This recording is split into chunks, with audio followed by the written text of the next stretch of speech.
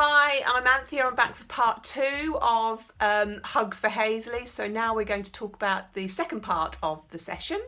And before I do it, I just wanted to emphasise something I should have done in the first video, and that's the way in which we deliver things with the art of brilliance. So all of the messages we're delivering are very, very serious messages. They are based on the work that Andy did in his research. They're based on science, but we try and deliver them with no big words in a fun, funky, upbeat way. So you'll see lots of videos, lots of lab music, lots of colours, lots of fun stories. So just really wanted to emphasise that we want you to be that best version of you when you're delivering this session.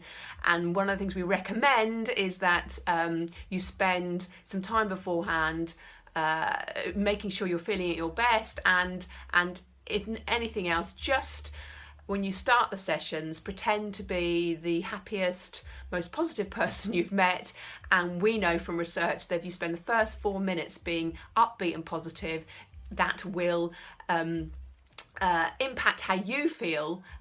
It will make you feel more upbeat and positive, really, and it will impact on the people around you. So if you're not feeling great when you start the session, just pretend you're feeling great and be the most positive, enthusiastic member, and it will leak out of you to everybody else. And that's the topic of another session today. Anyway, going back to the hug session, I'm going to use an example in this session that Andy uses in his book. You don't have to use Andy's example, you can use your own, but you'll need to adapt the slides if you do. So the script goes that a few years ago, Andy went on a workshop run by a genius called David Heiner. And in that workshop, David introduced Andy to huge, unbelievably great goals. And a huge, unbelievably great goal, or a hug for short, is something that you really, really want to make happen in your life. It's something that excites you. It's your reason for getting out of bed.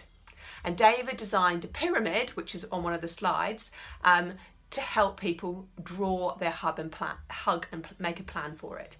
So at the top of the pyramid, you put in the goal that excites you, and it's got to be something that really feels on the edge of achievability. It's got to be something quite challenging. So Andy went. We're going to go through the rest of the pyramid in a minute, but Andy went home from his training course and he created his own hug. And at that time, he had an idea swirling in his head about writing a children's book based on his own pet dog. He thought, what if while he was at work and his kids were at school, that his own pet dog, Lara, went around town catching baddies and solving crimes? What if she was actually a secret agent, a bit like James Bond, undercover as an ordinary family pet? What if she was a spy dog? And he'd had this inkling of an idea about writing this series of books. And after he'd been on the workshop with David Heiner, he said, right, I'm going to do this. So, and his idea was a bit bonkers. At this stage, he'd never written a book before. So it was a bit bonkers. But he felt it was his example of a huge, unbelievably great goal. So he went away and he wrote his hug. So moving to the blank slide, he put his huge, unbelievably great goal in the bubble at the top of the page and made sure it was really exciting. So he put in there to become a best-selling children's author in 2 years. So not just a children's author, but a best-selling children's author, and he gave himself a time frame of 2 years. And that really, really excited him. So we want to encourage the students, because they're going to have a go at writing their goals in a minute, that they think of their goal, then they stop and they think, is it challenging enough? Could I write it better? For example, to be an author is okay, but to be a best-selling author is much better. To be a vet is great, but to be the best vet in town is amazing. To get into the netball team is fantastic, but to become the captain of the netball team is even better. So we want them to write their hugs to be as stretching as possible. And once they've written their hugs, then they work backwards from the bottom. They go back to the bottom of the page and start to fill in the bottom of the page. So then at the very bottom, they need to ask themselves, so what do I need to start doing every day in order for me to have any chance of achieving my hug? And Andy populated the bottom with things like he had to switch off the TV to create time to write. He had to go to night school to learn how to write. He had to read children's books to get ideas about how to write. And then he moved up the hug pyramid to start to write. To once he'd done the put the basics in place, the stuff he had to do every day, what were the things that he needed to do next. So he had to plan his book, he had to write 300 words a day, he needed to later on find a publisher and an illustrator. So so you have to write things in that you need to achieve in order to get the goal, and even writing things like not to give up when things get tough. So Andy populated his grid with everything he thought he needed to do, and then he stuck his completed pyramid on his fridge, and that meant he could see it every morning when he went into the fridge to get his milk to pour on his Cheerios. He could see his hug on the fridge, and he could think to himself, way hey, in 2 years time I'm going to be this world best-selling, famous best-selling author if I do all the stuff that I've written on the chart. And it help him to remind himself all the stuff that he had to do. And then 2 years later, he walked into a bookshop, and there was a copy of Spy Dog on the bookshelves. So there's a slide for you to show the first copy of Spy Dog. So he achieved his huge, unbelievably great goal. But not only did he achieve that, but now there are 22 books in the series, and he sold over 1 million copies around the world. So wow, that's been a great achievement.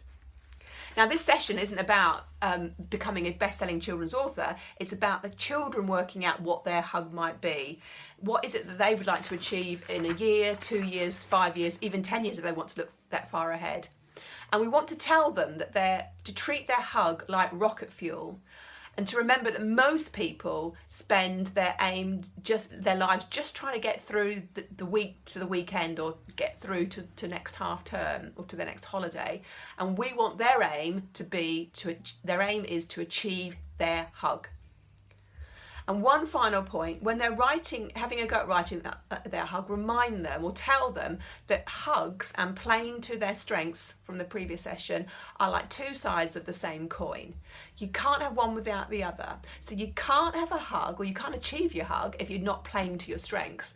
And there's no point playing to your strengths if you don't set yourself a huge, unbelievably great goal, because you will overshoot your goal. Or if you don't have a goal, it's like having a Lamborghini, like we mentioned earlier, Lamborghini, and only driving 27 miles an hour driving it. You know, your hug is your opportunity to really feel your full potential, but you will need to play to your strengths in order to achieve it. So once you've set that up, then you ask the children or the students to do an exercise, and there's a slide explaining the exercise, but basically you're going to give them a blank copy of a hug template, and then you're going to ask them to think about their hugs, to set themselves a huge, unbelievably great goal and write it on the top of their template, and then start to complete the pyramid. And once they've completed the pyramid with all the things that they're going to have to do in order to achieve their hug, then you want them to have a think about what are they going to have to give up in order to make time to achieve their hug. And then I want them to share their hugs with a partner or a couple of people, and have a discussion about how they can make it even better, how can they make it even more challenging. And after about 10-15 minutes, ask the students to share their hugs with the rest of the room and share some of the examples of what they've agreed to give up.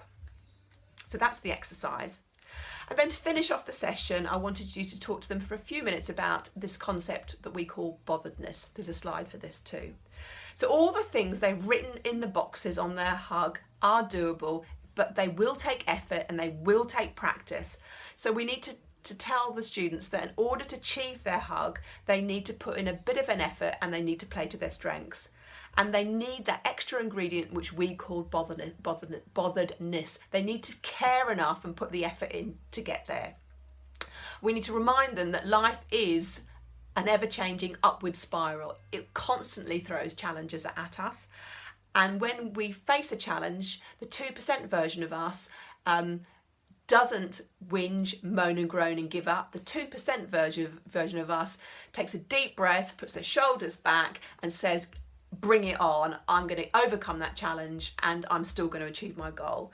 So we want the students to know that achieving their goals takes effort. They have to be bothered, but it means that they have to change their mindset if they're doing this already, from moany groany to I can do this, I have faith, bring it on, I like dealing with the challenge. And then I thought just to finish off the session, we'd show them a short video. And I love the Kid President. I don't know whether you've ever watched Kid President before, but watch this Kid President pep talk video. So just finish the session by saying to the kids, and here's a kid who's going to be who's an awesome teenager already. Here's a kid who knows his stuff, and let's listen to what he has to say and some advice he has to say. So I hope that's clear. I will be at Hazeley on the morning of the 6th, so of course I can answer any questions, but I hope these 2 videos have helped. Look forward to meeting you next week. Bye.